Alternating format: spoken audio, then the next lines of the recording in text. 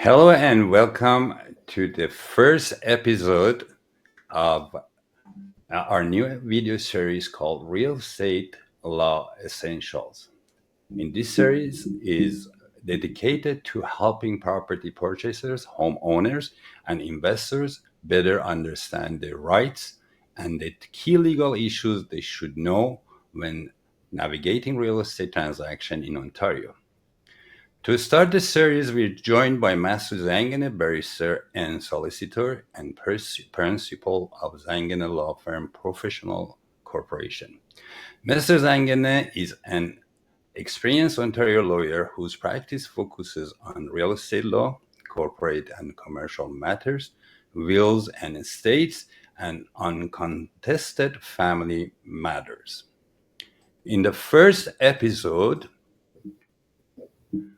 we are gonna discussing a foundational topic, the different types of joint ownership in Ontario, and what every property purchaser should know about their legal and practical differences.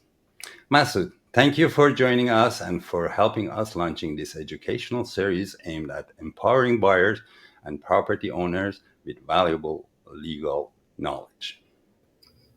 Thank you so much, Ali, for inviting me, and I'm happy to talk about some of the most important items or topics in real estate law for the audience. Thank you very much. So let's go and start with the questions. First of all, when two or more people buy real property in Ontario, what are the possible forms of co ownership? Um, we have two different types of co-ownership in Ontario and pretty much in the whole country with simple differences. These two major co-ownership types or capacities uh, are called a joint tenancy and tenancy in common. Okay. Joint tenancy is um, has different consequences than tenancy in common. I'm going to talk about that in details later when you ask other questions. Thank you very much. I have that question coming up next. So, what are the key differences between joint tenants and tenants in common? The key differences are for joint tenants, the shares of the partners have to be exactly the same, equal. So it means that if there are two partners, it has to be 50-50, or Oh, three I see. partners, 33.3%. It cannot be different shares. And it has Mm, to be created at the same time. It means that there is a unity of time that the right has been created.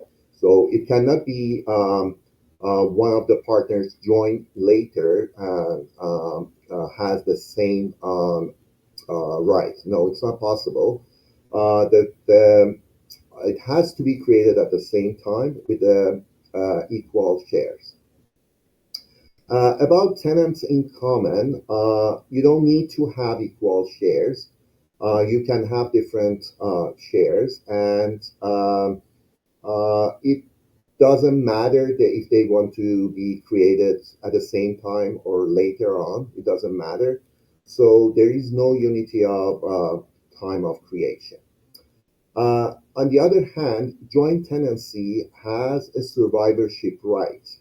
mm, It means that whoever dies, if one of the, let's say, joint owners die, the share of that deceased person is going to be transferred over to the surviving partner. Um, that is one of the tools that we usually use in estate planning. I'm going to explain it later in the estate planning section. On the other hand, joint tenants, there is no survivorship right. It means that if the one of the joint owners, if one of the owners die, that his or her share is going to go through his or her estate. So it's not going to be transferred to the other partner. So these are the key differences between joint tenants and tenants in common in practice. So when it goes to a state, it's going to cost them, no? If it goes to the estate, definitely estate has to pay estate administration tax. So that is 1.5% of the estate over Mm. $50,000. So if the estate is, let's say, 100,000 on the first 50,000, there is no estate administration tax. On top of that, there is 1.5% state administration tax.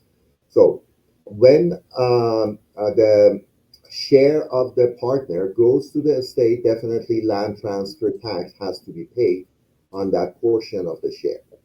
But in joint tenancy, when the share of one of the partners who is deceased is transferring to the other, the surviving partner, there is no estate administration tax.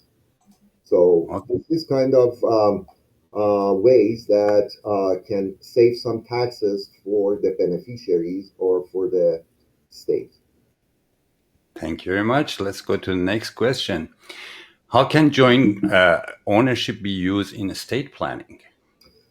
So when we usually do estate planning, we are using some tools, different tools for estate planning. Estate planning, in simple words, are it is planning for the future of your asset and estate. It means that you are preserving your estate for your beneficiaries or for yourself if you are alive or and for some reason you are not able to decide about your asset. Okay. Let's say you are mentally incapacitated. So you want to preserve your asset for yourself and for your family and your estate. It's called estate planning. And estate planning has different tools, like will is one of the most important tools we use for estate planning, powers of attorneys, trust agreements or trusts, life insurance, and even joint ownership is one of the key factors and key tools that we usually use for estate planning as well. Thank you very much for this detailed information. Next question. Can a partner easily change one type of ownership to the other one? Yes and no. When you want to change the ownership from joint tenant to tenants in common, it's easily possible because only the person who decides to do that needs to have consent about it. So with one consent, it can be done, and the joint tenancy can be severed and separated. But tenants in common needs the consent of all of the joint tenants, all of the owners, in Mm. order to be severed. So, simple question for joint ownership, joint tenancy. It is possible, and it's very simple. For tenants in common, it's not that simple. Okay, thank you. So let me check the next question that were asked. What happens if a joint tenant partner becomes bankrupt or sells his or her shares? Um, if a joint tenant becomes bankrupt, the tenancy or joint tenancy will be, the joint ownership will be severed automatically into tenants in common.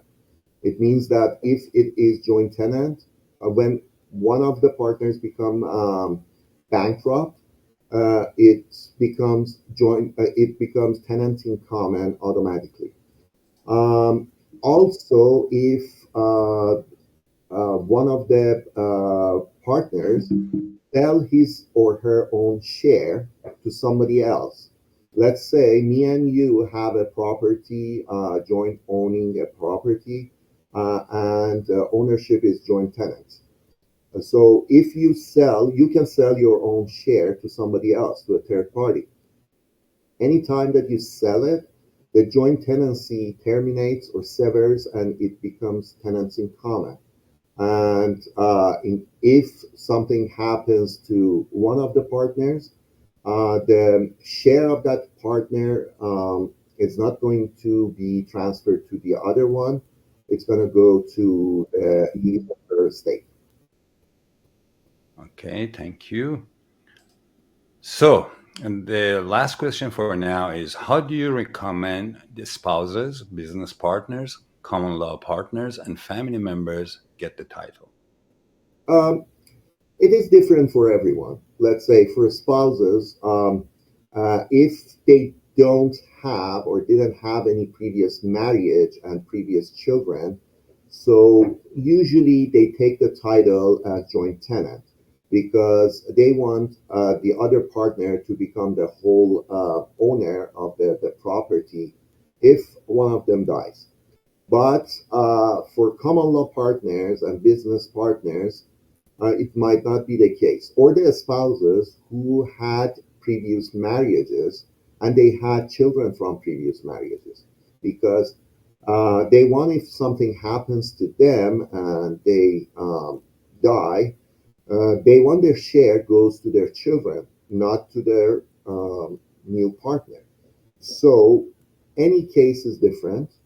We usually advise our clients who are closing, or they have real estate closing, they are purchasers. We are advising them to be careful about picking and choosing the title of the ownership because the consequences are totally different and might be disastrous for their beneficiaries and family members. Okay, thank you very much. Anything you want to add for this episode before we wrap up the Um, video? Not that much because there are lots of things about joint ownership, but the basic information that every purchaser needs is they have to figure out if something happens to them, what would be the consequence of the joint ownership or tenants in common ownership. They have to think about it in advance because it can be can make some difficulties or even deprives some of the beneficiaries from the asset and state of that person, which it can have different huge consequences. So it's better to think about it before it gets late. I see. Thank you very much. So I guess that's the estate planning part, huh? That is no. It is actually it's for the time that they're taking the title. They have to think about if they are, let's say, there are two people or three people. They have to think about it. We have a questionnaire for the purchasers at the time of closing, before closing actually. They fill out the form and there is a bold section talking about differences between joint ownership, like joint tenancy and tenancy in common, if there are two or three or more partners. So, and I usually personally explain it to purchasers about the consequences of choosing each of them. So this is something that is at a time of purchase of property you have to consider. Then, at the time of estate planning and preparation of the wills and other documents, I review their, ownership types or the capacity they took title at the time that they purchased a property. If whatever they have matches their desire and their wish, so they keep it. Otherwise, they change it. So I usually ask them at a time that I am talking about all of the elements of their estate planning, like will, powers of attorney, and everything.